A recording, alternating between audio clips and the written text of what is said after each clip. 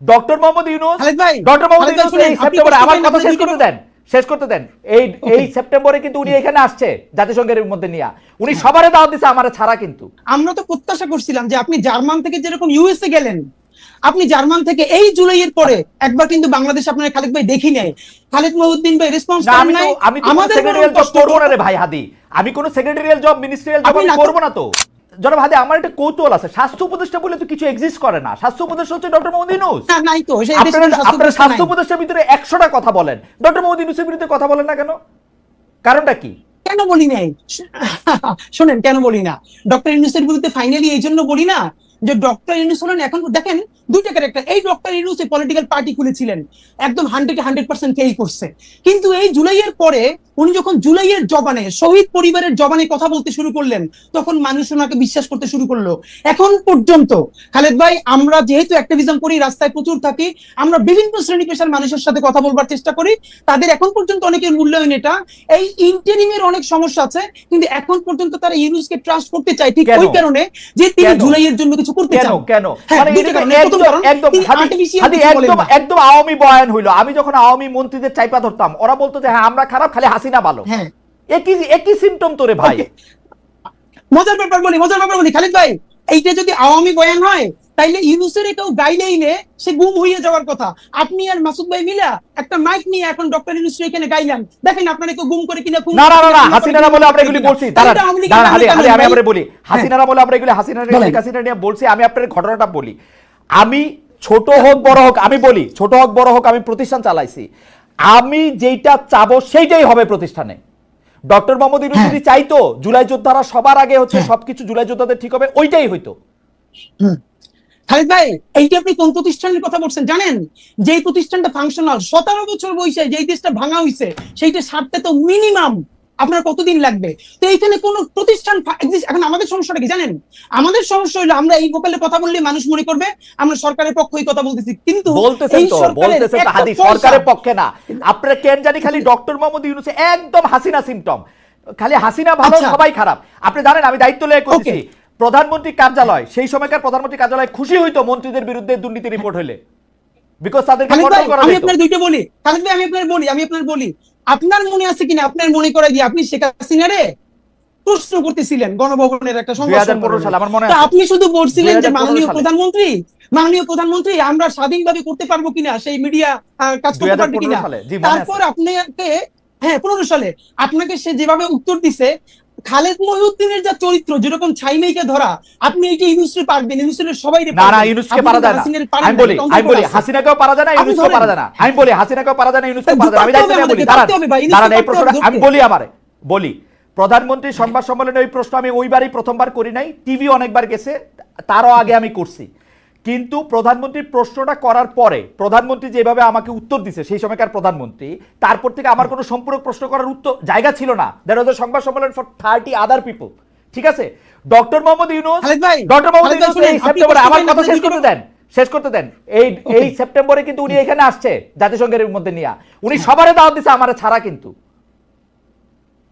তাই মজার ব্যাপার বলি, এইটা আপনার অবশ্যই পাবলিক, এই যে আজকে আপনি বললেন আমরা জানলাম, আমাদেরকে সরকারের তরফ থেকে এক জায়গা থেকে আমরা প্রশ্ন করছি, খালেদ মহিউদ্দিনের মতো ক্যারেক্টার কেন বাংলাদেশে জুলাই গণ অভ্যুত্থানের পরে তাকে কাজে লাগানো হইলো না?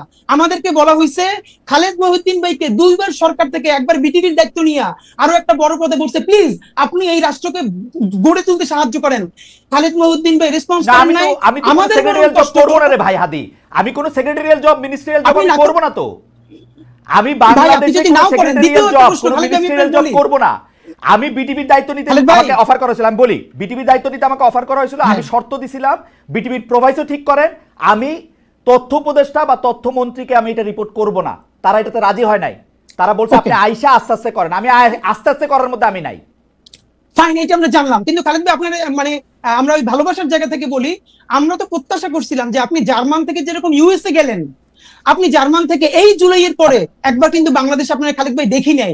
আপনি আসলে হয়তো কি জানেন, আপনি অনেক মেকানিজমের সাথে কথা বললে, শহীদ পরিবারগুলোর সাথে কথা বললে, তাহলে আপনি আরো যেটা ফিল করতেন আমি বলি আমার দিকে আলাপটা করলে কি মানে আলাপটা আমি আর আপনি আলাদা আলাপ করবো না, আপনি খালি আমাকে এই কথা বলেন, আমি সরাসরি প্রশ্নটা করি, এটা আমি কামাল ভাইয়ের কাছ থেকেও আসলে একটু জানতে চাইবো, কারণ আপনার কাছ থেকেই আমরা এগুলি সবচেয়ে বেশি শুনি, কারণ যারা আগে জুলাই নিয়ে কথা বলছে তাদের অনেকেই ছাড়ান দিছে, রিটায়ার্ড করছে, আপনি রিটায়ার্ড করেন নাই, আপনি মাঠে আছেন, আপনি কথা বলতেছেন, সেই জায়গার থেকে সেই রেসপেক্ট থেকে আমি আপনার একটা ছোট্ট বিষয় জানতে চাইতেছি, মাত্র 1000 জন রে, যেখানে আমরা 8 লাখ কোটি টাকার বাজেট করি, মাত্র 1000 জন শহীদ, 1000 জন চরমভাবে আহত, এই 2000 জনকে ভরণ পোষণ করা, তাদের একটা খুশি করা, মানে আমি খুশি শব্দটা বলবো না, মানে তাদের খেয়াল করা, এটা তো এত বড় জটিল কাজ না, এটা কেন করা যাইতেছে না? এইটা ডক্টর মোহাম্মদ ইউনূসকে আপনি প্রথম কেন এর জন্য আপনি অভিযুক্ত করতেছেন না, এটা আমাকে একটু সারপ্রাইজ করতেছে,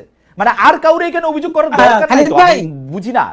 খালেদ ভাই জি, এই একটি আপনি যেটা বলছেন না, এই দাবিতে ইনকিলাব মঞ্চ একদিন অনশন করছে যমুনার সামনে, ঠিকানা আমার নিজে ব্রিফিং দিচ্ছে, তখন ঠিকানা থেকে গিয়ে বলছে ভাই খালেদ ভাই টিভি থেকে আসছে, এবং প্রধান উপদেষ্টাকে বলছি এই যে কালেকটিভ ব্যর্থতা, এই ব্যর্থতার ইমাম হলেন আপনি, মাত্র 1000 হোক 1500 হোক, যে শহীদ পরিবারের পুনর্বাসন করতে পারেন নাই, আহতদেরকে সর্বোচ্চ চিকিৎসার জন্য ডেটাবেস তৈরি করতে পারেন নাই, এর সমস্ত ব্যর্থতা এই সরকারের, আর এই সরকারের ইমাম হিসেবে সমস্ত ব্যর্থতা আপনার। আপনি কোন যত সুন্দর করে কথা বললেন এটা দিয়ে কাভারি হবে না। এই দাবিতে ইনকিলাব মঞ্চ সকাল থেকে সন্ধ্যা পর্যন্ত যমুনার সামনে অনশন করেছে, তারপরে তার একান্ত সচিব আইসা আমাদের কাছ থেকে স্মারকলিপি নিছে যে অতি দ্রুত তারা এটার ব্যাপারে ব্যবস্থা নিবে, এরপরও নেয় নাই। এখন কোন ভাষায় বললে, কেমনে হাত ধরলে, কেমনে পা ধরলে এই কাজটা হবে এটা আমরা জানি না, এবং ডক্টর ইউনূস যদি আমাদেরকে বলেন যে এইভাবে বললে উনি কাজটা করবেন, তাও আমরা করতে রাজি, কিন্তু উনি বলতেছেন না। আপনারা কি বলেন ওনারে? উনি তো আমার বাপের চেয়ে 20 বছর বয়স। এই গত প্রেস ব্রিফিং যেটা করেছি সেইখানে ওনারে যা বলছি, আমার মনে হয় উনি সারা জীবন এইটা শুনেন নাই। আমরা কি চাই?